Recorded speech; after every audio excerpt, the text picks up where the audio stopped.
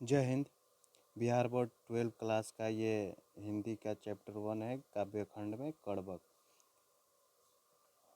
आज हम लोग इस चैप्टर का पूरा ऑब्जेक्टिव और सब्जेक्टिव क्वेश्चन को सॉल्व करेंगे। इससे पहले वाले कल के वीडियो में हम लोगों ने इस चैप्टर का कड़बक का पूरा अर्थ समझे थे। अगर आप लोग वो वीडियो नहीं देखे हैं तो कृपया जा कर के पहले वो वीडियो देख लीजिएगा, तब ये वीडियो देखिएगा। चलिए शुरू करते हैं। पहला प्रश्न है, मलिक मोहम्मद जायसी का जन्म किस वर्ष हुआ था? अगर आप लोगों को इस प्रश्नों का उत्तर पता है तो कमेंट में कर दीजिए। इसका कमेंट में उत्तर बताइएगा क्या होगा इसका। मलिक मोहम्मद जायसी का जन्म किस वर्ष हुआ था? ए 1480, बी 1492, सी 1500 या डी 1512। इसका आंसर क्या होगा? तो इसका आंसर होगा बी 1492 में मलिक मोहम्मद जायसी का जन्म हुआ था। अनुमानतः अनुमानतः अनुमानतः इनका जन्म हुआ था 15वीं शताब्दी के उत्तरार्ध में। तो बी इसका आंसर हो जाएगा। मलिक मोहम्मद जायसी का जन्म कहाँ हुआ था? ए दिल्ली, बी लखनऊ, सी जायस या फिर डी अयोध्या। मलिक मोहम्मद जायसी का जन्म कहाँ हुआ था? तो मलिक मोहम्मद जायसी का जो जन्म है ये जायस में हुआ था। बी हो जाए, इसका आंसर हो जाएगा सी, जायस में हुआ था मलिक मोहम्मद जायसी का जन्म। इसका आंसर हो जाएगा सी।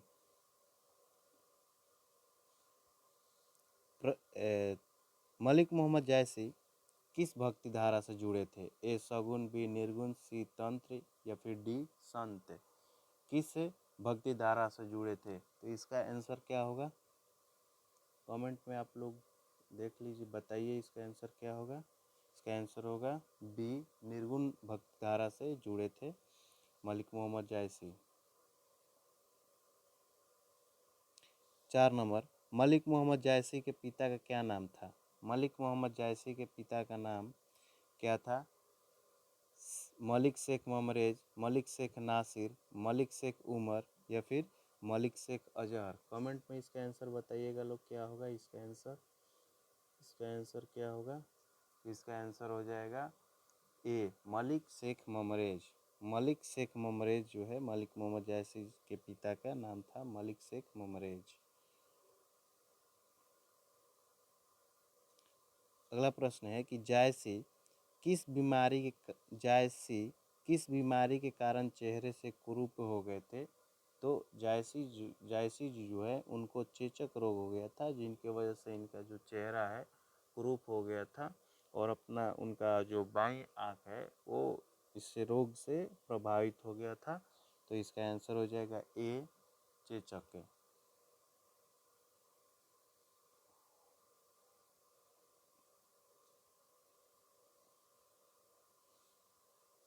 जायसी किस अंग से वंचित थे? जायसी किस अंग से वंचित थे? जायसी किस अंग से वंचित थे? इसका आंसर क्या होगा? ए हाथ से, बी बाईं आंख और कान से, या सी पैर से या फिर डी दायां कान से। तो इसका होगा, इसका आंसर हो जाएगा बी बाईं आंख से और कान से ये जो थे ये वंचित थे।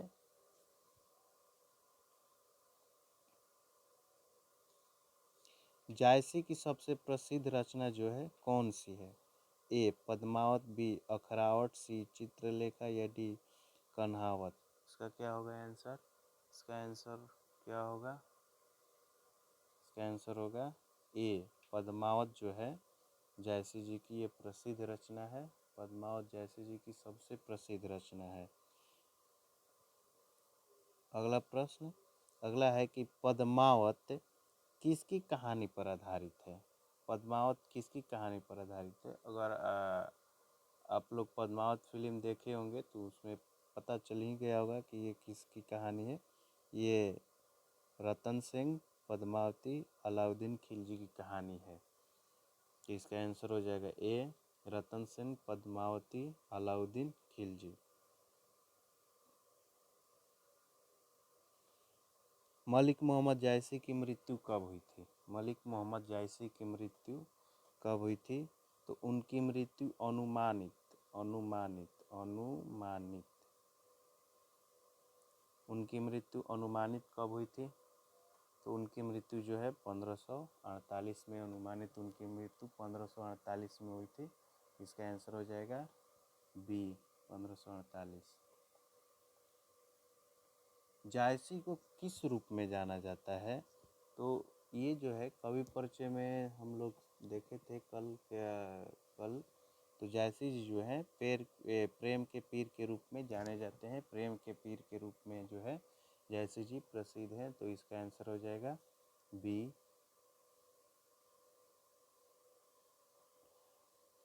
जायसी ने अपने किस रचना में अपने रूपहीनता का उल्लेख किया है?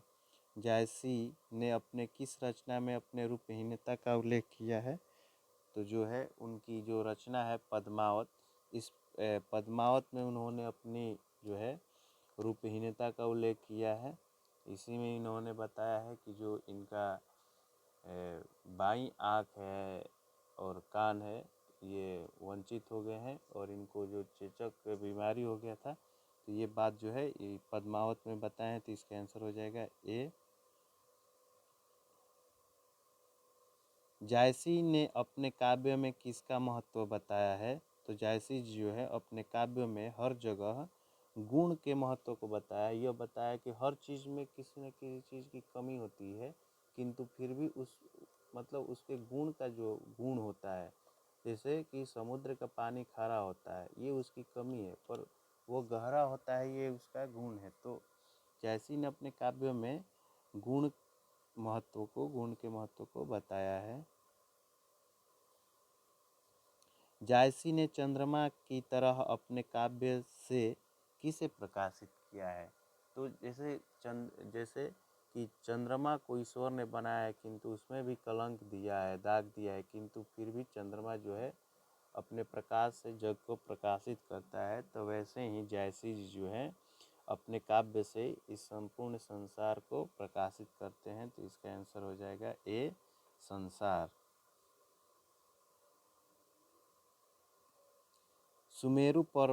कवि ने सुमेरु पर्वत का उल्लेख किस संदर्भ में किया है? कवि ने सुमेरु पर्वत का उल्लेख किस संदर्भ में किया है? तो एक कहानी है कि शिव जी सुमेरु पर्वत पे त्रिशूल मारे थे। तो जब उसे सुमेरु पर्वत त्रिशूल का स्पर्श पाके वो सोना का बन गया था। तो सुमेरु पर्वत का उल्लेख जो है कवि ने इसी रूप में किया है, सोना बनने के रूप में। जब उसमें त्रिशूल लगा और वो त्रिशूल का स्पर्श पाके सोने का बन गया और आसमान छूने लगा। तो इसका आंसर हो जाएगा बी सोना बनने के लिए।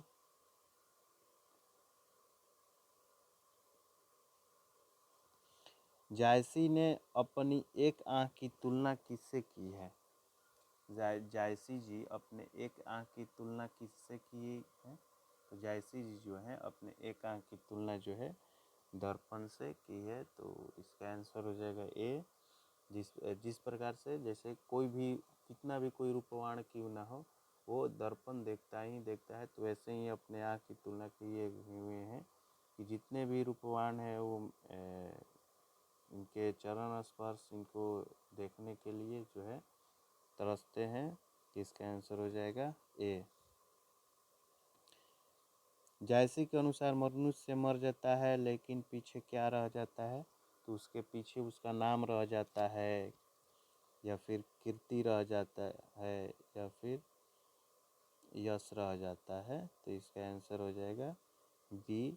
जायसी के अनुसार मनुष्य मर जाता है किंतु उसका कीर्ति यश ये हमेशा रहता है। ये ना कोई खरीद सकता है ना कोई बेच सकता है, ये जो है अनमोल है। प्रेम के पीर का क्या अर्थ है? प्रेम के पीर का क्या अर्थ है?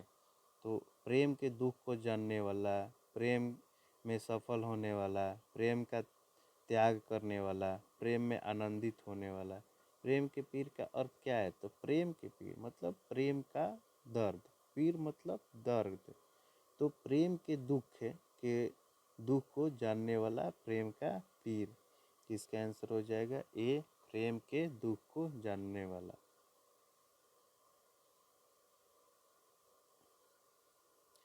जायसी के अनुसार सोने को असली रूप में कैसे बदला जाता है? तो जायसी के अनुसार सोना जो है, सोना को सबसे पहले उसे तपाया जाता है। घड़ी घड़ी घड़ी नाम का पात्र होता है। इस पात्र में सोना को तपाया जाता है, तब उसे गलाया जाता है, तब वो अपने असली रूप में आता है। तो इसका आंसर हो जाएगा सी, आग में गलाकर जो है सोना असली रूप में बदला जाता है। जायसी के अनुसार पुष्प के मुरझाने के बाद भी क्या रह जाता है? तो पुष्प के मुरझा जाने पर भी उसका सुगंध जो है हमेशा रहता है। तो इसका आंसर हो जाएगा बी। जायसी ने किस राजा और रानी की प्रेम कहानी लिखा है? तो राजा रतन सेन और रानी पद्मावती के प्रेम कहानी को लिखा है। इसका आंसर बी होगा।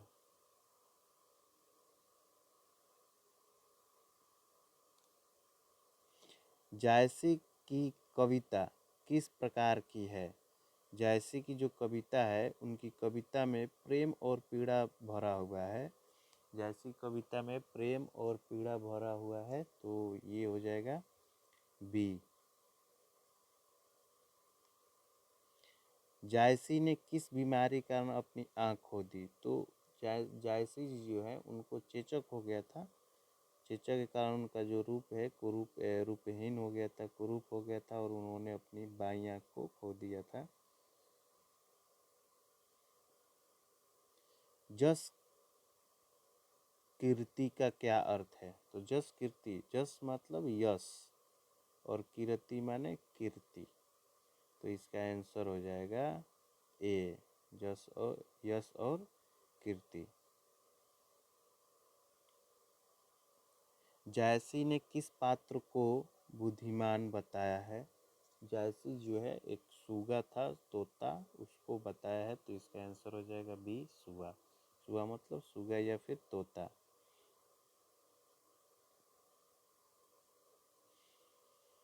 फूल मरे पे मरे न बासु। इसका मतलब है कि फूल मुरझा जाता है पर उसका बास जो है मरता नहीं है। फूल मरे मतलब फूल मर जाता है पर उसका बास नहीं मरता, यानी कि फूल मुरझा जाता है पर उसका बास का मतलब सुगंध, उसका सुगंध रहता है। तो इसका आंसर हो जाएगा बी, पुष्प की सुगंध रहती है।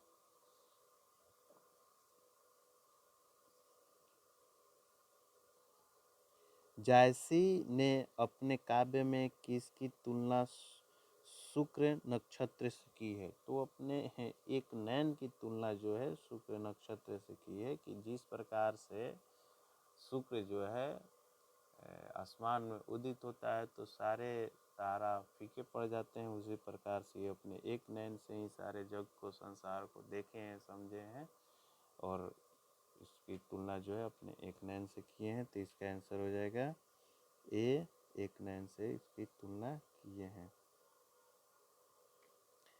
जायसी ने अपने काव्य की रचना को क्या कहा है? तो जायसी जी जो है अपने काव्य की रचना को प्रेम की पीड़ा कहा है। तो इसका आंसर हो जाएगा ए, प्रेम की पीड़ा। प्रेम की पीड़ा। जायसी के अनुसार गुणीजन मतलब गुणी लोग की तुलना किससे की गई है? तो गुणी लोग की तुलना किससे की गई है? तो जायसी जो है ये अपने आप को गुणी मानते हैं, गुणी बताते हैं। पहला ही जो पंक्ति उसमें इन्होंने कहा है कि ये एक आँख के होते हुए भी गुणी हैं। तो इन्होंने गुणीजन की तुलना जो है वो शुक्र नक्षत्र से किया है, दर्पण से किया है। तो इसका आंसर हो जाएगा सी, जो गुणीजन है वो उनकी तुलना जो है दर्पण से इन्होंने किया है, कि जी कितना भी रूपवान व्यक्ति क्यों ना हो, दर्पण देखता ही है, मतलब दर्पण देखता है। उसी प्रकार से गुणी व्यक्ति को, गुणवान व्यक्ति को लोग देखते हैं।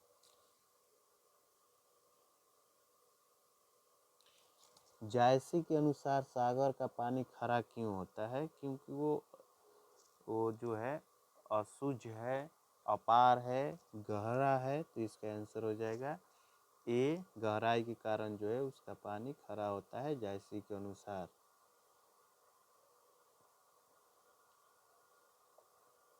जायसी ने रक्त की लेई का उपयोग किसके लिए किया है?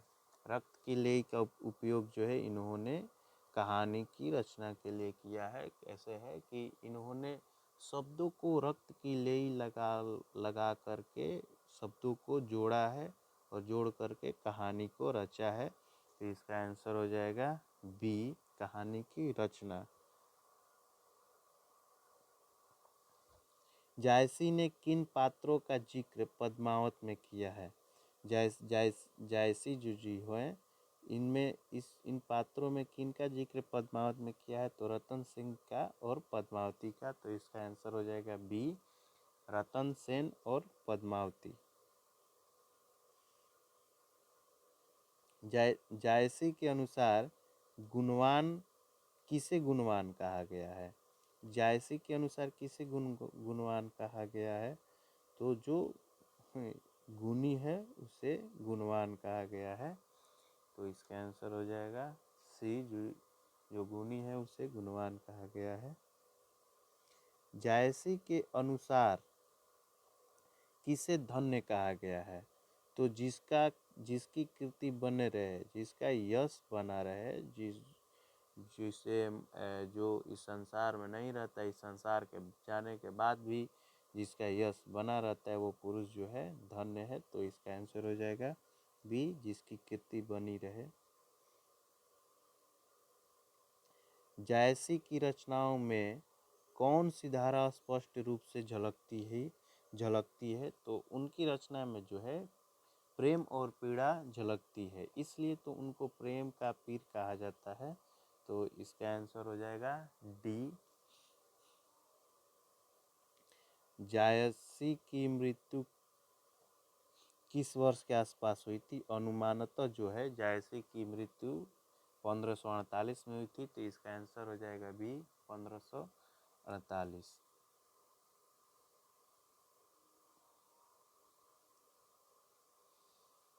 जायसी ने सुगंध को किससे जोड़ा है? सुगंध को जो है कीर्ति से जोड़ा है कि जो है जिस प्रकार से जो है फूल के मुरझा जाने पर भी उसका सुगंध रहता है, वैसे ही मनुष्य के चले जाने पर भी उसकी कीर्ति रहती है। तो इसका आंसर हो जाएगा ए।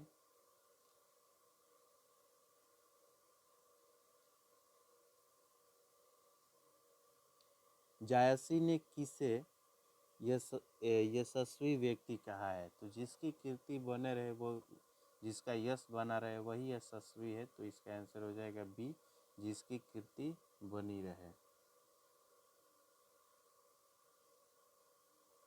जायसी की कविता किस प्रकार के लोगों के लिए प्रेरणा है? जायसी की कविता जो है किस प्रकार के लोगों के लिए प्रेरणा है? तो इसका आंसर जो है, इसका आंसर हो जाएगा गुणी लोगों के लिए प्रेरणा है। तो इसका आंसर बी होगा। यह जो है जायसी की कविता जो है गुणी लोगों के लिए प्रेरणा है। आम में डाब का क्या तात्पर्य है? आम में डाब का क्या तात्पर्य है? तो आम की कोयली, इसका आंसर जो है आम की कोयली। आम डाब मतलब मंजरी, जो उसमें मंजर जब उसका जब वो फूल के रूप में होता है, फूल के गुच्छा के रूप में मंजरी, तो उसमें एक बीमारी लगती है, उस बीमारी को कोयली कहा जाता है। वो सल्फर डाइऑक्साइड होता है H2O। तो इसका आंसर हो जाएगा सी, आम की कोयली। जायसी ने किसे सच्चा प्रेमी बताया है?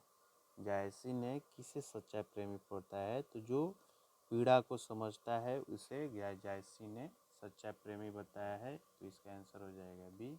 यहाँ पर हमारा ऑब्जेक्टिव क्वेश्चन ख़त्म होता है।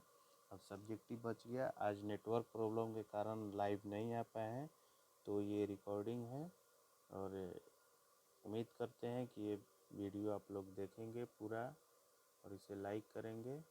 और जो है अगर लाइव चलता तो इसी वीडियो में इसका ऑब्जेक्टिव और सब्जेक्टिव दोनों ले आते, पर लाइव नहीं है तो इसका ऑब्जेक्टिव तो हो गया।